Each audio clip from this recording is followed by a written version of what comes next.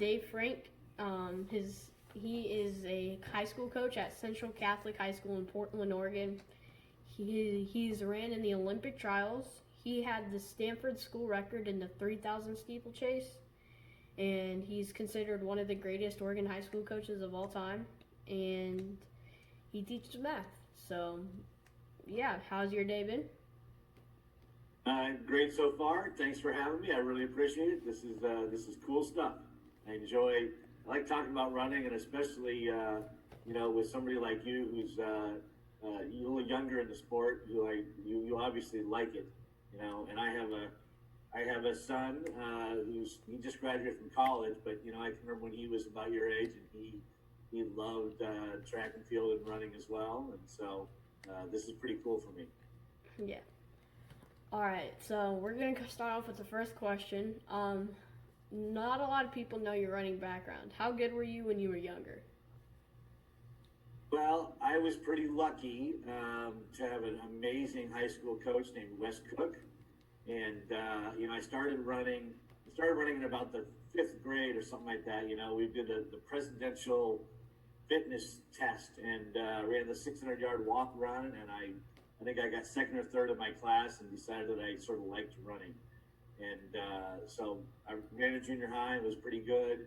And then, like I said, in high school, my coach was really good. We had a good team. We were state champs a couple times when I was in high school. But eventually I won the state meet in Oregon twice in cross country. And in my junior year in track, I won the 3,000 meters. And my senior year, I won the 1,500 and 800. My PRs were at 155 something in the 800, 355 in the 1500. I know you guys were in 1600 in Illinois. That'd be about 412, 413. And I ran 9:08 for 2 miles at the International Prep Invitational in Naperville, Illinois. That was my PR, 9:08 for 2 miles. So, but like I said, I had a really good coach and a program that really nurtured us and brought us along. He was an amazing coach. Yeah. So, what did you run in track, and what was your favorite event? In high school, it was definitely the 1500, and or the mile. I still consider them basically to be the same. I have disagreements with people that say they're different events. And I'm like, they're 100 meters different. So anyway, but then when I got to college, I was immediately groomed to be a steeplechaser, and so that definitely became my main event. I don't know if it was my favorite or not, but I had the most success in the steeplechase, and I think overall, eventually it was my favorite. As a track fan, I love all the distance races. I go to a lot of big meets, and I sit with all my buddies, and we love the big races. Actually, sometimes we bet on them, which I probably shouldn't say on TV or whatever. But we have a really good time on those. But I like a lot of track and field events. If you really watch them and you can pay attention to what's going on, competition is cool and everything. But like I love, one of the events I love is the triple jump. I just think it's awesome to watch when it's done right. So I don't know if I have a real favorite anymore, but if you're really a track fan, you can find something really cool about almost all of them. Yeah. How about the pole vault? That's pretty amazing. Guys jumping 20 feet in the air almost. Yeah, and then just dropping. That would be my least favorite part. Yeah, a little scary, baby, huh? Yeah. But watching Mondo Duplantis jump 19, whatever, it's crazy to watch. It's super fun. Yeah, and seeing him jump in his backyard with the cheaper sort of stuff. Yeah. That's what I. There's a guy that here in Oregon. He was an Olympian. His name was Tim Bright. He was an Olympic pole vaulter, and he was one of my assistant coaches for a little while in track. And sometimes when I go out and ride my bike, I go by his house, and he has a vaulting pit in his backyard. His daughters both vaulted. So I ride by his house and I yell, Tim, but he's never out there anymore. But they do have a pit in their backyard. Which, in rainy, cold Oregon, I don't know. I'm not sure how, but it's pretty funny. Yeah. So how many state titles have you won, both as a runner and a coach? Oh, well, like I said, when I was in high school, we won 2 team titles in cross country, and I won 5 individual. And then as a coach, uh, I'm gonna take credit. Let's see. Um, I don't know. It's one of these things like when you coach and you work with runners. Anytime a team that you are involved with in any way wins, you feel like you have something to do with it. I used to do these camps um, out in Louisiana, and a team from a school named Brother Martin won their state championship one year. I think it was 1993, and I really liked those guys. And even though I wasn't their coach, they sent me a T-shirt, and I felt like that I was part of that state championship team. And then another team from that Louisiana camp called Pineville. They won a state championship. They sent me a T-shirt because I had been with them at camp. So even though I wasn't their coach, I feel like I could sort of almost count those. And then when I was coaching in California at St. Francis High School, I was the assistant coach, and we won the state championship in 1998 in California Division III. And my 4th year at Central Catholic, we won the state championship, and I was the assistant coach. And then since I became the head coach in 2005, we've won 10 times. So we have 10 wins. We got second 4 times, and this last year we got 4th. So been pretty lucky, I have to say. I mean, there's some skill, no question, but you got to get lucky to win a lot. Yeah. There's a little luck involved all the time. Yeah. So, like I said, you ran in the Olympic trials. Just what is it like just to be able to run with some of the best people in the U.S. at that event? I made the trials in '84 in the steeplechase. That was my senior in college. And then I made it again, the steeplechase in '88. And then I made the marathon in '92.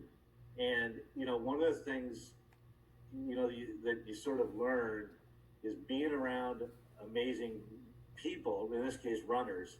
You just get a different perspective on the sport and what's going on, and you talk to people and you find out how hard they work and what they do, and it oftentimes at least for me, it made me want to go back and I don't want to say train harder, but train better. To try to be as good as some of those other people. I never made it out of the first round, and I ran the trials. I know it was awesome to have made it. I would have liked to have been a little better, but just being around those kinds of runners. Mostly knowing that they're just human like everybody else, but they work really hard. They're very focused. And I was lucky. I had a roommate that was really, really good. And so I got to hang out with a lot of really great runners throughout my life, just because I was his buddy. Not because I was as good, but because I was his buddy. So I got invited to a lot of cool things over my lifetime, But yeah, really successful people in all walks of life have a certain focus and intensity and plan. And I think when you hang out with those kind of people, and it's like being on these Zoom calls with coaches like your dad. We all learn from each other, And so Olympic trials is sort of that same kind of thing. You learn a lot of cool stuff. Yeah. So, what is your favorite part about coaching? Oh, I'm sure it would be politically incorrect to say that winning is my favorite part.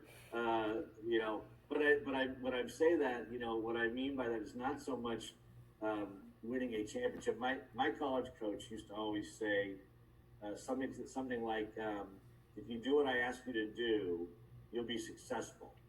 And we would never define success as winning something or setting a record, but success was improving and becoming a better person and all these kinds of things. So seeing the success of my I only coach boys now, but seeing the success of my boys in terms of getting better as runners, but also you get a guy who's a 5 foot tall, 91-pound kid as a freshman who won't look you in the eye when he talks to you and doesn't understand a lot of things about the way life is, and they graduate as a really a young man who's full of confidence and understands how to be gracious and humble and be a good teammate, and learn all those things. that's really satisfying, and we've had kids that have, won certain awards at school. We have like a service award, and we've had 2 or 3 kids that won that, and that makes me just as proud of winning any kind of championship, because when your kids are recognized for doing other really nice things, that's a really good feeling. And so I don't know if there's one part, Lance. I'm sorry, I'm sort of rambling, but coaching, I'm sure your dad can tell you, coaching is so all-encompassing, the stuff that we do with our kids, and when you're invested in it, like most good coaches are, you feel like those guys are part of your family, and their parents and their brothers and sisters are part of your team family, and so you just are always trying to strive to help them be better in so many ways, and so it's hard to say there's one single thing, but just watching your kids grow and mature is a pretty satisfying thing. And as sad as it is to see them go off to college, and sometimes I cry at our awards banquets and stuff, it's really satisfying to see them go off to college and do their next thing.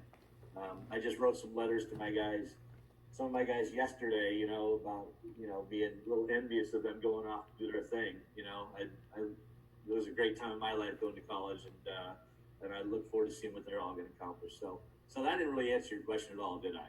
I was like all over the place. No, that's all right. You have to enjoy like a lot of stuff about like running. Like I enjoy a lot of stuff, but I do have a follow-up question for you. So, do you like do anything with like your kids and the family, like just like a hangout? Like we do something called PPP. So we have practice pizza, and then we go to a pool with like all of our families and the high school kids. Do you do something like that with your kids? That's awesome. A lot of the stuff, how to say exactly, I encourage a lot of stuff, but oftentimes I sort of just get out of the way. In other words, some of my families do, like in the summertime, they'll do Saturday morning waffle runs, and I don't necessarily go. Like, and part of it is like in the summer, I see my guys, and I sort of, I don't want to say run their life, but I have a lot to do with what they do for a lot of the year. So I'm okay with not being there for every single thing. But we'll have practice like in the summertime. We might have a 10 a.m. practice one day, and then half the team is going to go to the movies afterwards, right? Like I think that what I try to do is I want them to really care about each other and love each other and want to be together. So we try to create those kind of opportunities, but I'm not always directly involved in them. One of the things we do on a lot of our summer runs in the evenings is we bring a couple of watermelons and a big knife, and after the workout, guys sit and eat watermelon. It's, 75 degrees out, which is not super hot, but it's a nice evening, and just hang out. So, one of the things we do, which is, I do think is really fun, I think a lot of our kids say it's one of their highlights, is we do a team camp. And team camp's usually 4 or 5 nights, and we take almost all the boys that want to go get to go. We don't have you don't have to be this fast or anything. And we do a lot of really fun stuff. We run and we work hard, but we also play games and watch movies and play cards and all that. So I think we've talked about this in a lot of these Zoom calls with coaches, and I want my team to have fun. But I also think there's a lot of fun in being good, and so sometimes you have to make some hard choices about just playing, sort of messing around and getting your hard work done. You can do both. You just have to, but the hard work has to be a part of it, But we like having fun, but there's a lot of fun in picking up trophies too. So Yeah. You have to weigh these things. Yeah. So. My dad also does a team camp as well, and then we do twice a year pancake run. So I love doing that stuff. It's just a good cool. way to get closer with your team. Yeah, So, agreed. yeah, what is it like coaching someone like Rupp? Oh boy. Well, first of all, when I started at Central Catholic, Alberto Salazar and I, we started right together. And he was the head coach, and I was his assistant coach.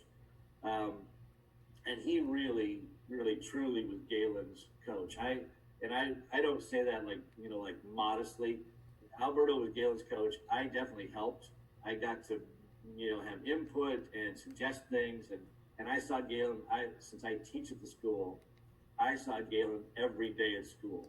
And Alberto didn't necessarily see him all the time, right? He didn't, there were times when Alberto was doing other, professional things he had to go do with Nike.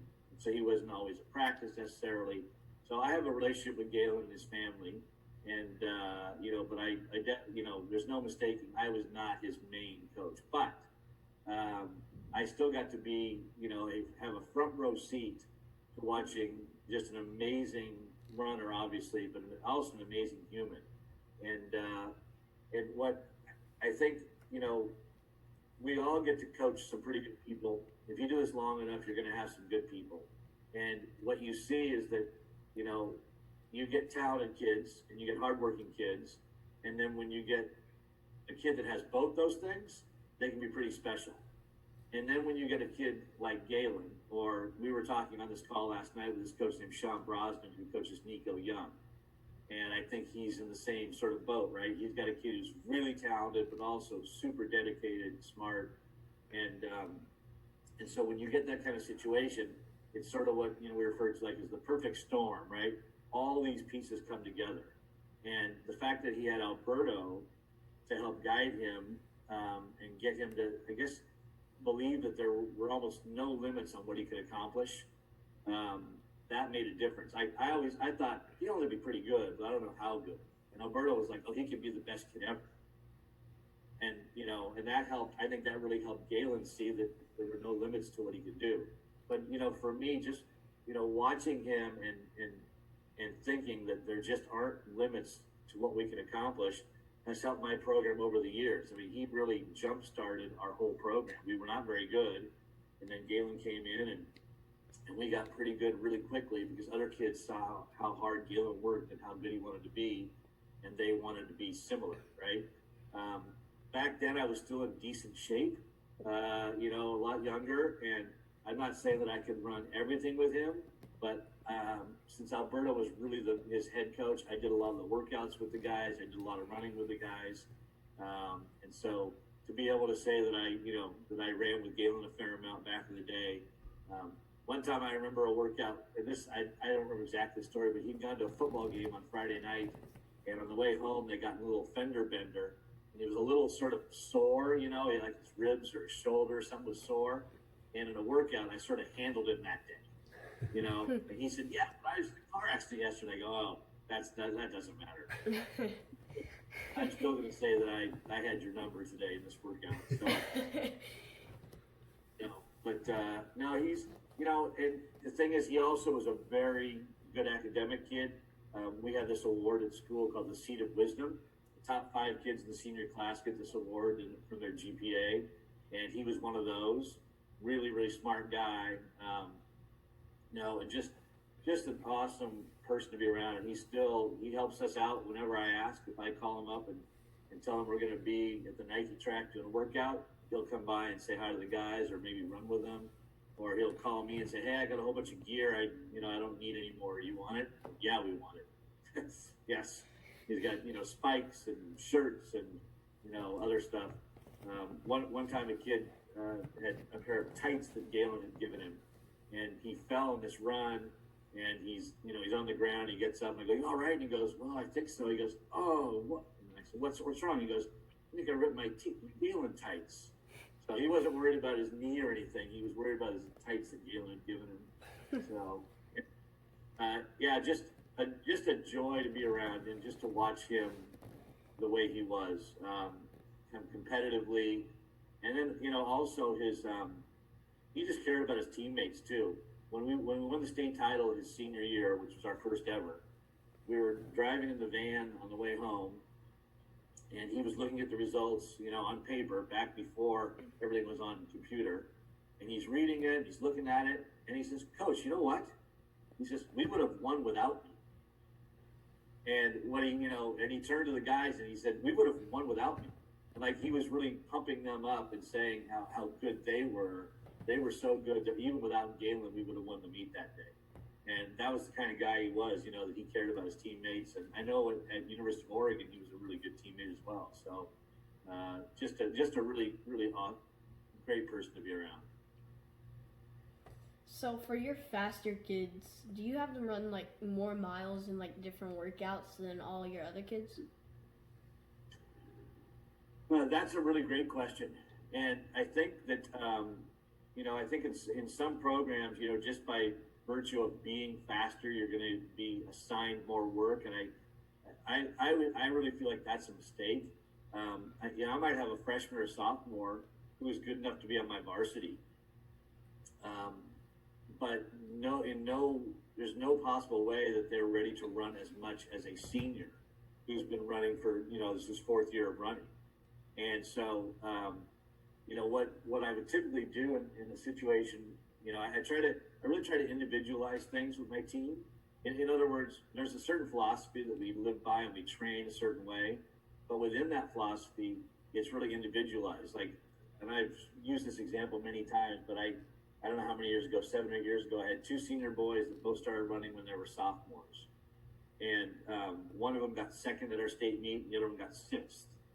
And the guy that got one of them, maximum mileage was 80 miles a week, which is a lot. And the other guy's maximum was 45 miles a week. And again, they were pretty similar, talented runners, and they both started running at the same time. But if I'd asked the one kid to run 80 miles a week, he would never have made the starting line for us. He would have been hurt all the time. And so it's, I think what you try to do is you try to look at what's going on with your guys all the time. And if it seems like kids can handle more, then you sort of gradually give them more. And if kids are having trouble doing more, then you give them less, or you change the way you do it. Like, for example, if I had a kid that couldn't run as much, I might ask him to do more work in the pool or on the, we use the elliptical trainer a lot. We have access to an Alter G. So the kids that can't run as much on the ground, we try to find ways to get them more aerobic work without having them pound on the ground. So I think it's easy to think that this kid's really good, we're going to have him do more. But the key is having them do what's best for them, to keep them healthy and to progress all the time. But I will say that I try to have my guys run as much as they can without getting hurt. I know that sounds weird, but I'm never going to have a kid run 100 or 150 miles a week or anything. But if I think a kid can run 60, they're going to run 60. If I think the most he can run is 40, then he runs 40. When you gradually work your way up. I would never have a freshman boy come in just because he's good and have him run 60 miles. So that's a good question, though. Awesome. So I heard you hit a home run on Galen Rupp. Well, when he was a junior in high school, that was the first time we ever went and had a team camp. And the funny thing is, his grandparents had a cabin on a lake called Fishhawk Lake. And I think we only had 6 boys that year. So it was Alberto and me and 6 guys. And we played a lot of wiffle ball at that camp. And I hit a home run against Galen playing wiffle ball. In fact, in that same inning, I hit 1 home run left-handed and 1 home run right-handed off of the same. Yeah. I used to play a lot of wiffle ball growing up, and then when my own son was young, we played a lot of wiffle ball. So, but I'll tell you this, Galen, I think it's, it might not be obvious when you all watch him run, because he doesn't interview a lot and talk a lot, but he is just amazingly competitive.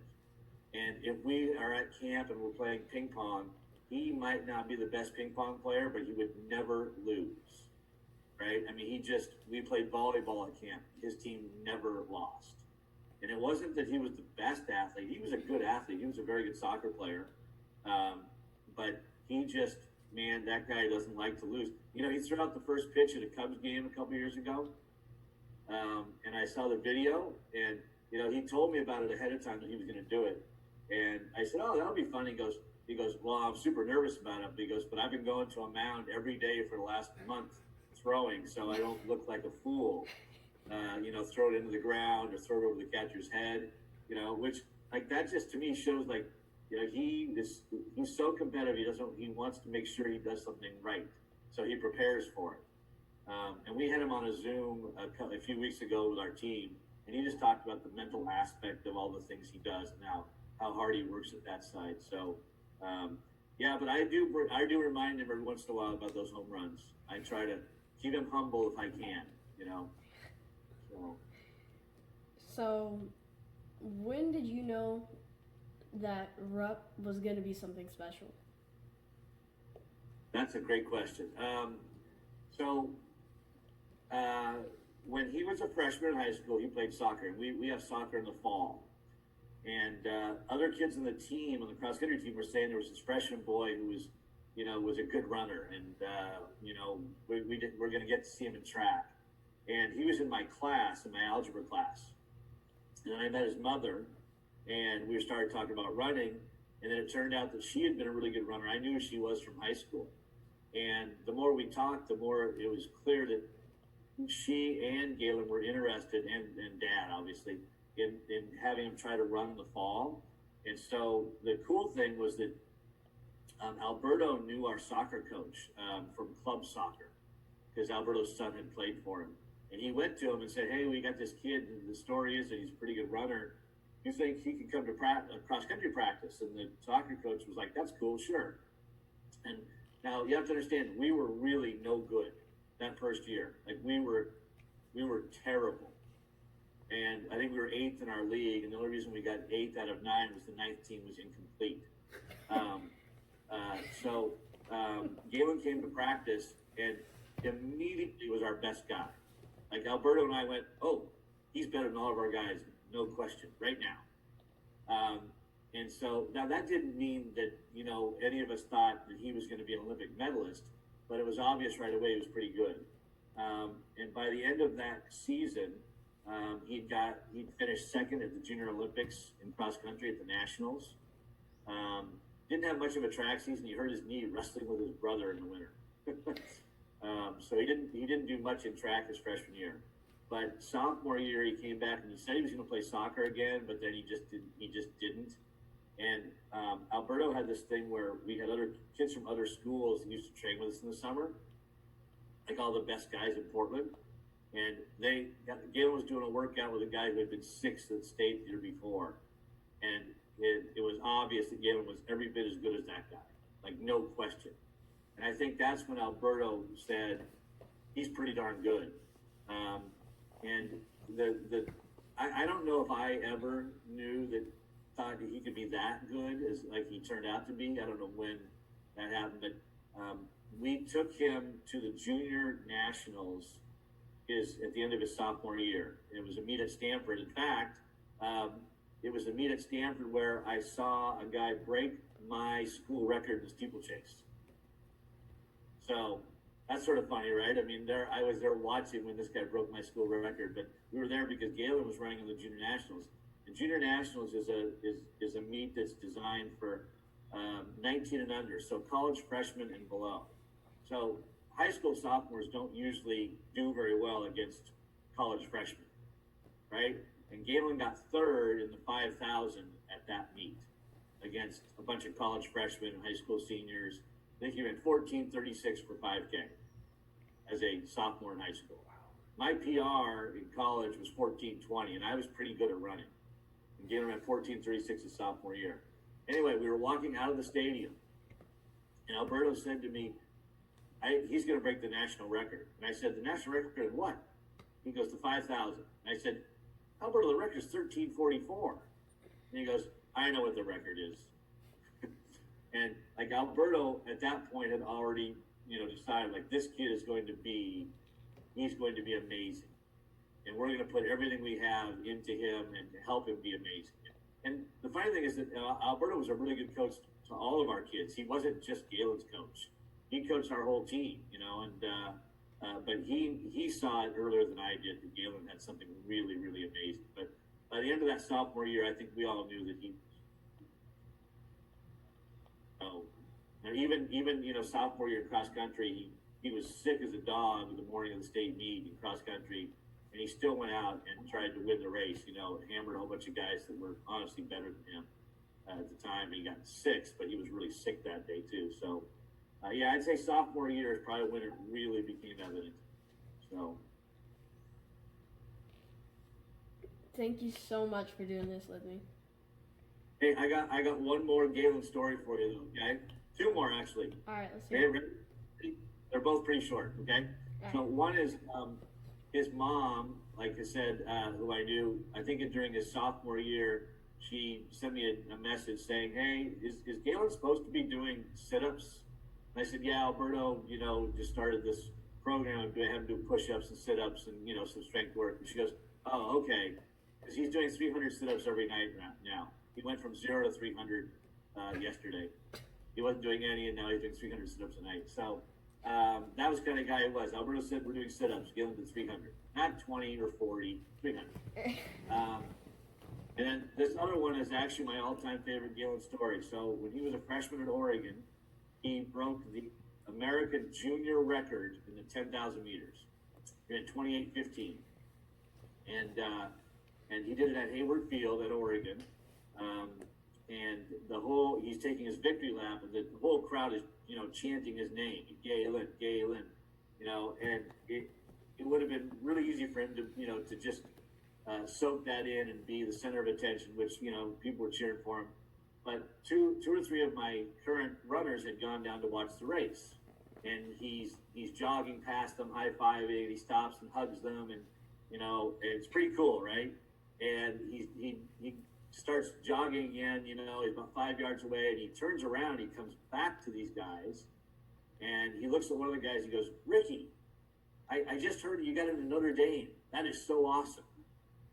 And I just thought that was, here he is, the whole crowd is cheering for him, and he's congratulating his buddy, his former teammate, on getting into Notre Dame. And that moment should have been all about him, but he was thinking about, his buddy instead. And I just thought that was a really cool thing, and one of my all-time favorite memories of him was that, he's just not all about himself. He cares about other people, and as a teacher, that's something that makes us all feel pretty good, so, right? Yeah. So be like that. All right. Thanks again for doing this. All right. Well, thanks, Lance. I really appreciate it. If there's people that you are thinking about interviewing and you're having a hard time getting a hold of, or something like Galen or some coaches, Pat Tyson, who coached at Meade for many years, who was Prefontaine's roommate, is a friend of mine, and there's a lot of interesting people out there. So